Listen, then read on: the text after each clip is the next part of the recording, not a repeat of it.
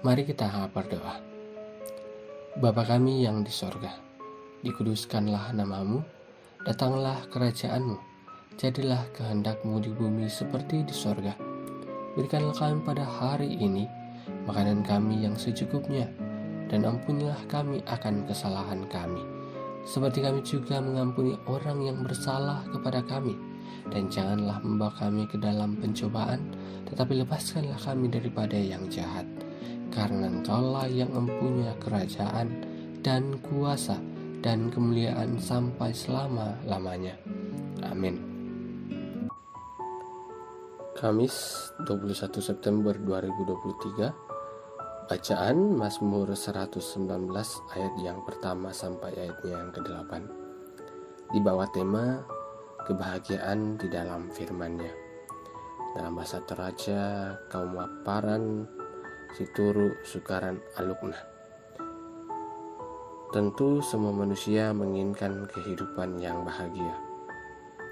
Akan tetapi, ukuran kebahagiaan setiap orang itu berbeda-beda. Ada yang menempatkan kebahagiaannya pada materi, ada yang mengukurnya pada jabatan dan kedudukan. Ada yang merasa bahagia ketika mendapatkan pujian dan eksistensi diri, dan ada pula yang menempatkan kebahagiaannya pada keluarga yang harmonis. Dari berbagai ukuran dan motivasi untuk bahagia, tentu masing-masing orang mempunyai cara untuk mendapatkannya.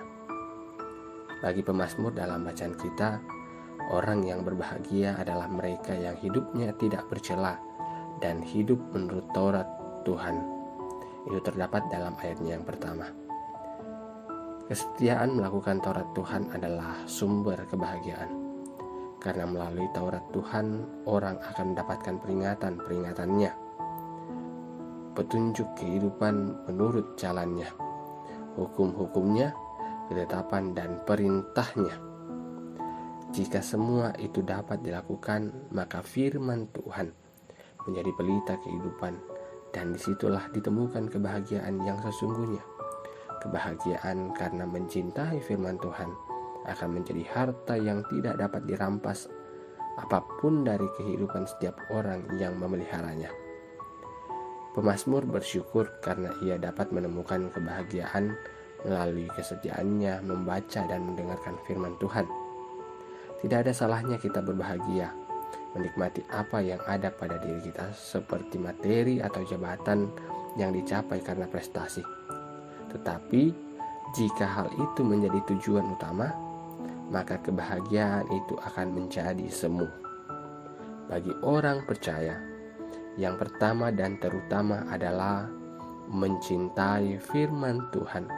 Karena dengan demikian, kebahagiaan yang dicapai melalui perjuangan dan prestasi akan dinikmati menurut kebenaran firman-Nya. Materi, jabatan, kekuasaan adalah fana, tetapi firman Tuhan adalah jaminan kebahagiaan kekal. Amin.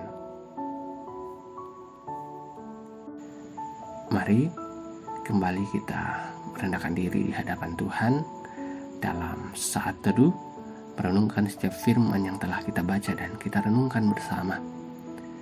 Kiranya firman ini tidak hanya lalu dalam kehidupan kita, namun dapat tertanam baik dalam hati dan pikiran kita, sehingga firman ini dapat menuntun kehidupan kita pribadi lepas pribadi.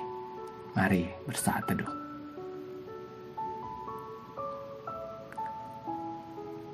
Amin. Demikian perenungan firman Tuhan pada hari ini. Sampai jumpa lagi dalam perenungan firman Tuhan edisi selanjutnya. Tuhan Yesus memberkati.